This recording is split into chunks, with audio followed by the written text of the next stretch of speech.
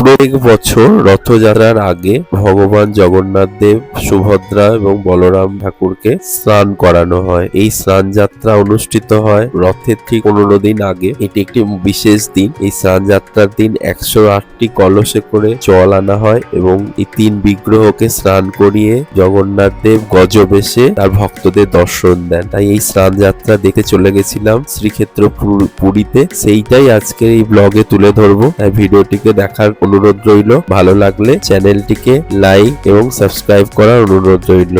Traveller বিবি চ্যানেলের আরো একটি নতুন ব্লগে সকলকে স্বাগত জানিয়ে আজকে ব্লগ শুরু করছি। এই স্নান যাত্রা থেকে রথের সময় পর্যন্ত পুরীগামী সমস্ত ট্রেনে খুব ভিড় থাকে, তাই টিকিট পাওয়া যায় না। আপনারা অ্যাডভান্স টিকিট যদি না বুক করে থাকেন তাহলে আপনাদের হাতে অপশন থাকে তৎকাল, কিন্তু তৎকালে টিকিট পাইনি। অগত্যা চলে গেছিলাম এসপ্ল্যানেডে বাস ধরতে। শ্যামলী পরিবহনের বাস ওভারনাইট জার্নি। ওভারনাইট বাসগুলি করে সহজেই পৌঁছে যাওয়া যায় পুরীতে।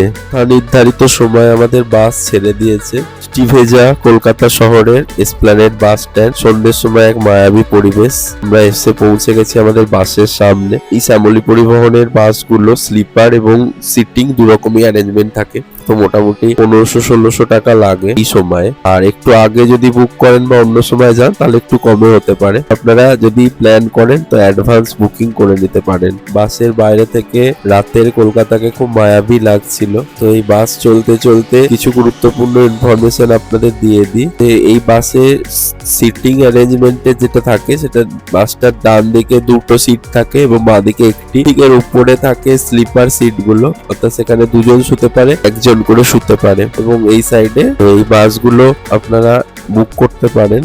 বাসে ওঠার সঙ্গে সঙ্গে থেকে একটা করে 500 ml এর জলের বোতল দেওয়া হয়। আপনারা যদি লাগেজ নিয়ে আসেন, বড় লাগেজ আপনাদের থাকে, সেটা বাসের নিচে লাগেজ কাউন্টার আছে, এখানে জমা দিলে একটা করে টোকেন দেওয়া হয়, যেটা পরে নামার সময় আপনারা নিয়ে নিতে পারবেন। আর যদি ছোট ব্যাগ থাকে বা আপনারা ব্যাগ নিজের কাছে রাখতে চান, সেক্ষেত্রে সিটের আশেপাশে আপনারা নিয়ে রাখতে পারেন। বাসের এই সিটগুলো প্রত্যেকটা পুশ ব্যাক সিট, তো আপনারা পুশ ব্যাক সিটে আরাম করে বসতে পারেন। কম্বল দেওয়া হয় আর এসি তো সবসময়ই চলছে, তো আরামদায়ক জার্নি বেশ।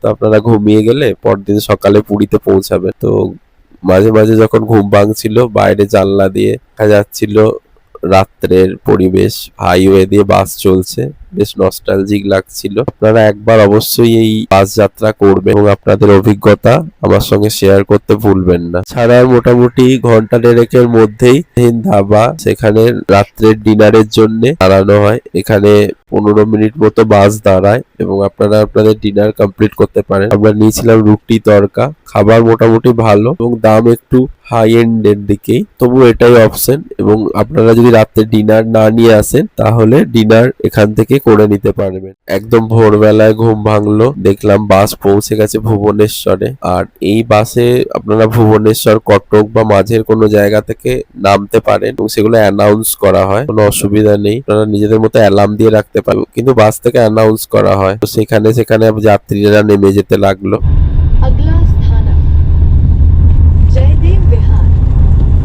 পরবর্তী স্টপ জয়দেব বিহার। আপনার সমস্ত জিনিসপত্র নিতে ফাইনালি পৌঁছে গেলাম পুরীতে। সকালবেলা বাস থেকে নামলাম। পুরীর এই বাস স্ট্যান্ডের বাইরে থেকে অটো বা টোটো পাওয়া যায়। তো আমার হোটেল বুকিং করা ছিল স্বর্গদ্বারের কাছে, তো সেখানে ডাইরেক্ট যাব। তো এই অটোগুলো 100, 150, 200, 300 পর্যন্ত বলতে পারে। আপনারা বার্গেন করে নেবেন একটু। আমার 150 টাকা নিয়েছিল। দ্বারের কাছে বিভিন্ন রেঞ্জের হোটেল আছে, তো আপনারা আপনাদের বাজেট অনুসারে বুক করতে পারেন। তো আমি এই যে হোটেলটায় ছিলাম, এই হোটেলের নাম্বার আমি দিয়ে দিচ্ছি, আপনারা চাইলে এই হোটেলও বুক করতে পারেন। এটি কম বাজেটে স্বর্গদ্বারের কাছে থাকার জন্য আদর্শ। হোটেলের সামনেই স্বর্গদ্বার সি বিচ, তো সমুদ্রের সাময়িক দর্শন করে হোটেলে ঢুকে স্নানটা সেরে নিয়ে চলে যাব যে উদ্দেশ্যে এসেছি, অর্থাৎ স্নান যাত্রা দেখতে। তো চলেছি স্নান যাত্রা দেখতে। এখান থেকে হেঁটেই যাওয়া যায় স্বর্গদ্বার সি বিচ থেকে মন্দির। তো দেখুন কত লোকজন, ভক্ত সমাগম হয়েছে, এরা সবাই মন্দিরের দিকে যাচ্ছে। তো আমি এবং আমার বন্ধু সুপ্রিয় দুজন মিলে চললাম মন্দিরের উদ্দেশ্যে। তো মন্দিরে যাওয়ার পথে একটা জায়গায় ডাব খেলাম। তো এখানে ডাব কেমন সেটা সুপ্রিয় বলবে, ওর কাছ থেকে প্রতিক্রিয়া নেব। ভালো, ডাবটা ভালো, জলটাও ঠিকঠাক, দামটা একটু বেশি।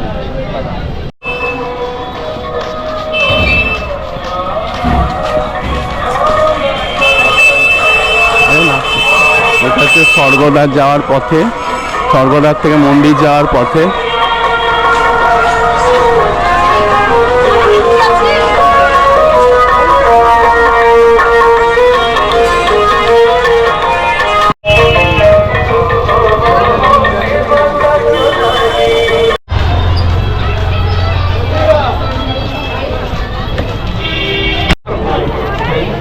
তো এই স্নানযাত্রা উপলক্ষে পুরীর মন্দিরে ভক্তর ঢল নেমেছে। দেখুন, বছরের এই একটি দিন। এটা হচ্ছে এমআর মঠ, এটা হচ্ছে মোটামুটি 700-800 বছরের পুরনো এমআর মঠ। এটা আমরা রেনোভেশন করলাম। তো এত দর্শনার্থী এসছে দেখুন স্নানযাত্রার জন্য। স্নানযাত্রার দিন প্রভু জগন্নাথ দেব দর্শন দেন ভক্তদেরকে। সুভদ্রা এবং বলরাম তিনজনের সঙ্গে তাদেরকে আনা হয়, স্নান করানো হয় 108 কলসি জল দিয়ে। তারপর 15 দিন রথ পর্যন্ত বন্ধ থাকে। তো এই হচ্ছে মন্দির কমপ্লেক্স। আমরা ভিতরে যাব এবং স্নানযাত্রা আপনাদের দেখাবো, সঙ্গে থাকুন।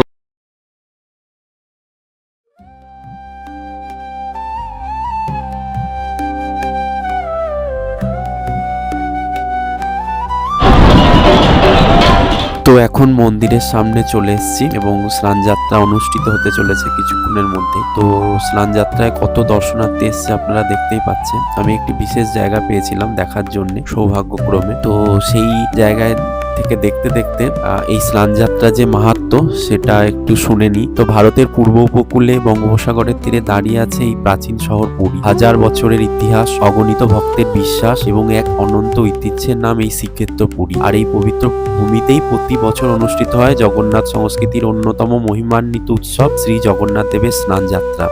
আজকে 29শে জুন 2026। ভোরের প্রথম আলো ফুটতেই পুরীর রাস্তায় মানুষের ঢল। কেউ রাতভর অপেক্ষা করছেন, কেউ শত শত কিলোমিটার পথ পাড়ি দিয়ে এসছেন। সবার একটাই আকাঙ্ক্ষা, মাত্র একবার মহাপ্রভু স্নানযাত্রার দর্শন। জ্যৈষ্ঠ পূর্ণিমার এই দিনটি শুধু একটি ধর্মীয় অনুষ্ঠান নয়, এটি বিশ্বাস, ভক্তি এবং মানবতার এক জীবন্ত মহাকাব্য। আজ শ্রী জগন্নাথ, বলভদ্র, সুভদ্রাকে গর্ভগৃহ থেকে এনে প্রতিষ্ঠা করা হয়েছে স্নানবেদিতে। প্রাচীন নিয়ম মেনে 108টি পবিত্র কলসের জল দিয়ে সম্পন্ন হবে তাদের মহাস্নান। এই জল সংগ্রহ করা হয় মন্দিরের পবিত্র স্বর্ণকূপ থেকে এবং বৈদিক মন্ত্রোচ্চারণের মধ্যে দিয়ে সম্পূর্ণ হয় এই ঐশ্বরিক আচার। স্নানের পর একটি বিস্ময়কর অধ্যায়ের সূচনা হয়। লোক বিশ্বাস অনুযায়ী অতিরিক্ত স্নানের ফলে মহাপ্রভু অসুস্থ হয়ে পড়ে। শুরু হয় অনাবসার প্রায় 15 দিনের একটি নিবৃত বাস। এই সময় সাধারণ ভক্তরা দর্শন পান না। দৈতাপতি সেবায়েতরা ভেষজ চিকিৎসার মাধ্যমে মহাপ্রভু সেবা করেন। এরপর নবযৌবন বেশে তিনি আবার আবির্ভূত হন। আর তার কয়েকদিন পর শুরু হয় বিশ্ববিখ্যাত রথযাত্রা। কিন্তু স্নানযাত্রার আসল সৌন্দর্য লুকিয়ে আছে মানুষের অনুভূতিতে। চারিদিকে একটাই ধ্বনি, জয় জগন্নাথ। শঙ্খের ধ্বনি, ঘণ্টার আওয়াজ, কীর্তনের সুর আর লাখো লাখো মানুষের চোখে ভক্তির অশ্রু। এই দৃশ্য শুধু দেখা যায় না, অনুভব করতে হয়।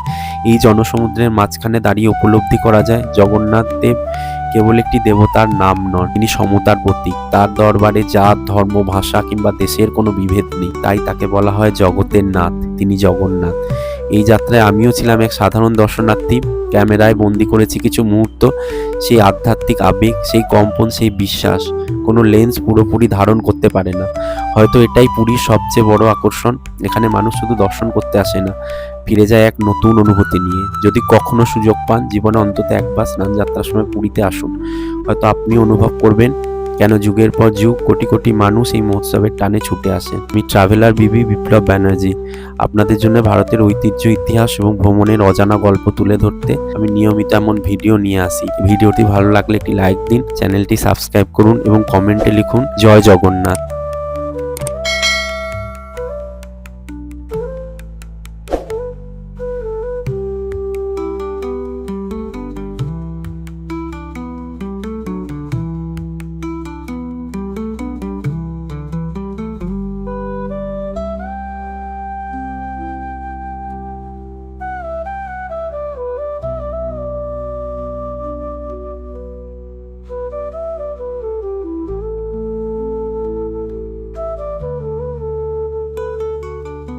তো একটি কথা দর্শক বন্ধুদের জন্য বলে রাখি, সেটা হচ্ছে এই স্নানযাত্রা শুরু হয়েছিল মোটামুটি 1টার দিকে। বিভিন্ন রিচুয়ালস হয় তার আগে। তো মোটামুটি স্নানযাত্রা 1টা থেকে শুরু হয়ে 2:30টা পর্যন্ত চলছিল।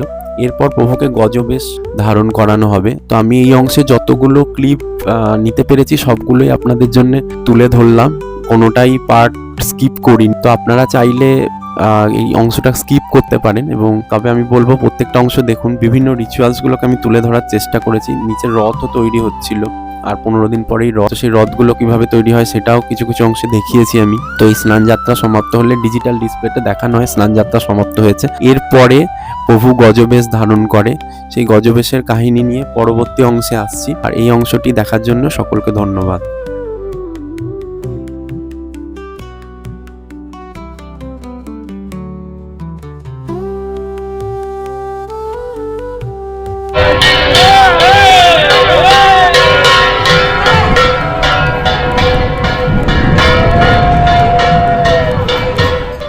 তো দুপুরে স্নানযাত্রা সমাপ্ত হওয়ার পর চলে গেছিলাম হোটেলে, এবং সেখানে লাঞ্চ করে এবং সমুদ্র স্নান করার পর আবার একটু রেস্ট করে চলে এসেছিলাম মন্দিরের কাছে। তো আবার সেই স্বর্গদ্বারে আমার হোটেল থেকে, আরএল হোটেল থেকে আবার হেঁটে হেঁটে চলেছি পুরীর মন্দিরের দিকে।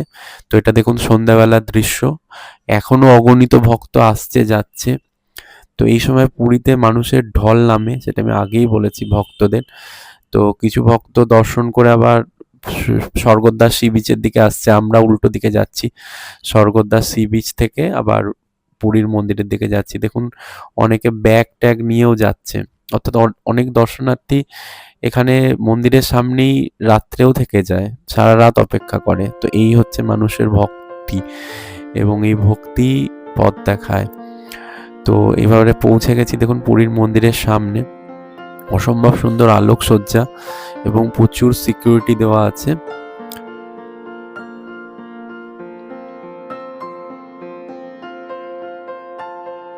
তো ধীরে ধীরে প্রবেশ করলাম মন্দিরের মধ্যে। তো মন্দিরের সামনে দেখুন সাংস্কৃতিক অনুষ্ঠান হচ্ছে।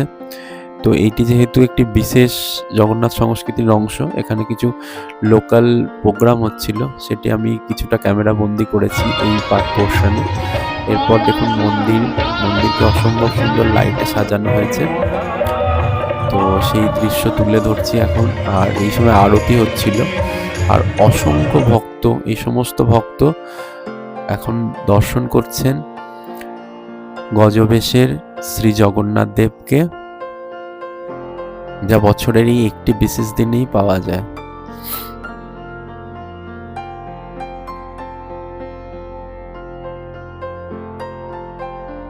এইবার শুনে নি জগন্নাথ দেব কেন গণপতি রূপে অর্থাৎ গজবেশে ধারণ করেছিলেন। তো পুরাকালে এক ভক্ত ছিলেন গণপতি ভট্ট বলে। তো তিনি মহারাষ্ট্র থেকে এসেছিলেন পুরী জগন্নাথ দেবকে দর্শন করতে। তো দর্শন করতে এসে উনি দেখেন যে স্নানযাত্রার দিন উনি এসেছিলেন, এসে দেখেন ভগবান তো আলাদা রকম দেখতে, তিনি গণেশের ভক্ত। তো তিনি ভাবেন গণেশই একমাত্র ভগবান। তো এই কথা শুনে জগন্নাথ দেব গণপতি রূপে তাকে দর্শন দেন, এবং সেই থেকে এই মাহাত্ম্য চলে আসছে। এবং এই লাখো লাখো যে ভক্তকে আপনারা দেখছেন তাদের সকলকে দেবতা মানে আমাদের জগন্নাথ দেব গণপতি রূপে দেখা দেন। তো এই হচ্ছে গণপতি দেবের গজপতি বেশের রহস্য। তো পুরোটাই আমি তুলে ধরলাম, স্নানযাত্রার দৃশ্য থেকে শুরু করে এই রাত্রেবেলায় যে গণপতি বেশ ধারণ করেছেন ভগবান, সেই পুরোটাই তুলে ধরলাম। ভিডিওটি ভালো লাগলে একটি লাইক অবশ্যই দেওয়ার অনুরোধ রইল।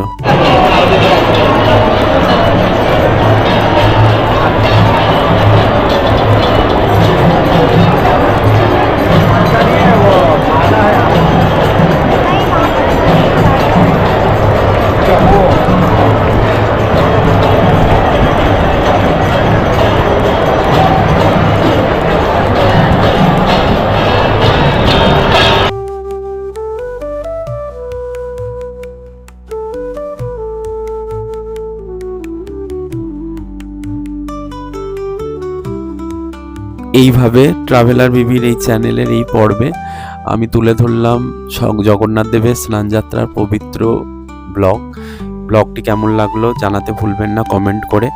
আর লাস্টে রইল পুরীর মন্দিরের রাত্রের ছবি।